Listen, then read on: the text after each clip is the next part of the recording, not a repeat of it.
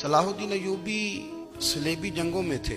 رات کو مسجد اقصی میں نماز پڑھی تو پریشان تھے.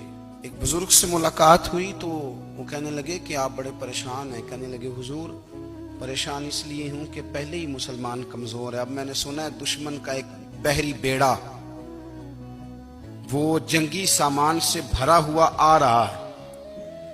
تو اب ان کے پاس اور تلواریں اور نیزے آ جائیں گے. مسلمانوں کے پاس پہلے ہی وسائل کی کمی ہے.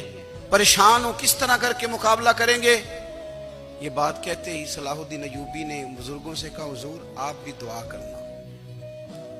دعا کی بڑی طاقت ہے. میرے نبی پاک نے فرمایا دعا مومن کا ہتھیار ہے. دعا مومن کا. حضور نے فرمایا تقدیر کو سوائے دعا کے کوئی چیز نہیں بدل سکتی.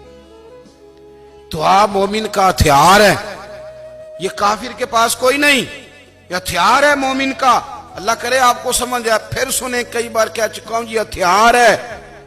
کافر کے مقابلے میں جو تیرے پاس سب سے بڑا ہتھیار ہے وہ دعا ہے. دعائیں کرانی چھوڑ دی, کرنی چھوڑ دی, لینی چھوڑ دی. حضرت سیدنا انس بن مالک رضی اللہ تعالیٰ عنہ فرمایا کرتے تھے میں نے وہ رنگ دیکھا ہے جب حضور دعا مانگتے تھے اور حضور کی مقدس آنکھوں میں آنسو بھی ساتھ ہی بہا کرتے تھے. میں نے وہ انداز دیکھا. تو صلاح الدین ایوبی بزرگ سے کہنے لگے آپ بھی دعا کیجیے, اور خود رونے لگے اور سر سجدے میں رکھ کے رونے لگے اور عشاء سے لے کر فجر تک روئے, خوب روئے. صبح وہ بزرگ آئے تو صلاح الدین ایوبی کا خوبصورت اور ہنستا ہوا چہرہ دیکھا. کہنے لگے آپ بڑے خوش ہیں. رات تو میں نے بڑے روتے ہوئے دیکھا تھا. تو کہنے لگے حضور وہ جو بحری بیڑا آ رہا تھا نا وہ پانی میں ڈوب گیا ہے. اب وہ نہیں آ رہا. ابھی خبر آئی ہے تو میں بڑا خوش ہوں. بزرگ کہنے لگے اٹھ سینے سے لگ اور سن ایک بات, وہ بحری بیڑا پانی میں نہیں ڈوبا, وہ تیرے آنسوؤں میں ڈوب گیا ہے. وہ جو تو رات رویا ہے نا رب کریم کی بارگاہ میں تو وہ ڈوب گیا ہے. بھائی اپنا مصلی کا, عبادت کا, وظائف کا, اللہ کا سلسلہ اس کو مضبوط کرے. اپنی دعاؤں کے تعلق کو مضبوط کرے. دعائیں بڑے انقلاب برپا کر دیتی ہیں. ہم تھوڑے نا جب سے خشک ہوئے ہیں نا, خشک, اور میری تو جماعت ہی صوفیاء کی جماعت تھی.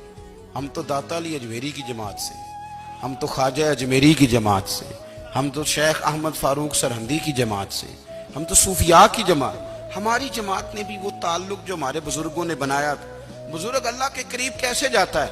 تو ہمارے یہاں نا بہت سارے لوگ کہتے ہیں جی نظر ہو گئی تو کام ہو گیا. بھائی جو بخاری مسلم میں طریقہ ہے نا اللہ کا قرب پانے کا وہ تو نفل ہے. نبی کریم علیہ الصلوۃ والسلام نے فرمایا بندہ نفلوں کے ذریعے رب کے قریب جاتا ہے, اور اتنا قریب جاتا ہے کہ پھر اللہ اس کی زبان بن جاتا ہے, اللہ اس کی آنکھیں بن جاتا ہے, کان بن جاتا ہے, ہاتھ اور پیر بن جاتا ہے. تو یہ تو عبادت ہے, یہ تو اللہ کی بارگاہ کی حاضری ہے جو آپ کو اللہ کے قریب کرے گی. تو نماز کو اہمیت دے کے ادا کریں. نمازیں موبائل بند کر کے ادا کریں. لیکن نا کچھ لوگ کہتے ہیں مجھے ٹائم نہیں ملتا نماز کا. تو میں کہتا ہوں یہ آپ نے بڑی جرت کی بات کی ہے. مجھے کو میرا پیر بھائی کہا جائے نا میرے پاس ٹائم نہیں آپ کو ملنے کا, تو میں کہتا ہوں آج کے بعد آنا ہی نہ. تو کیا سمجھتا ہے تو بہت بڑا آدمی ہے, تیرے پاس ٹائم نہیں ہے اور ہمیں ملنے کا ٹائم, موج کر. آپ نے اللہ رسول کو کہہ دیا ٹائم نہیں. اور عجیب فلسفہ ہے نا, کہا جائے نماز پڑھنے آؤ تو کہتے ہیں کپڑے ٹھیک نہیں, اور کہا جائے کہ آؤ ذرا دعوت پہ چلیں تو کہتے ہیں 1 منٹ ٹھہر میں کپڑے بدل کے آیا.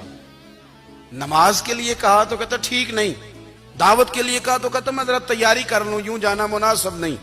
معاملہ ٹھیک نہیں. رب تو فرماتا ہے کہ جب تم مسجد میں آ تو زینت اختیار کر کے آ, خوب ذوق سے دعا مانگے, خوب شوق سے نماز پڑھیں, خوب استغفار کا مزاج بنائیں. آپ لوگوں کے بیچ رہ کے سکھ حاصل کرنا چاہتے ہیں, لیکن آپ کو پتہ ہے کئی مہینے غار حرا میں رہنا بھی مدینے والے محبوب کا طریقہ ہے. ہر سال اعتکاف بیٹھنا الگ سے, یہ بھی حضور کا طریقہ ہے. مسجد نبی کے اندر دروازہ کھلتا تھا نبی کریم کا, پر گھر کے اندر نفل پڑے نبی پاک.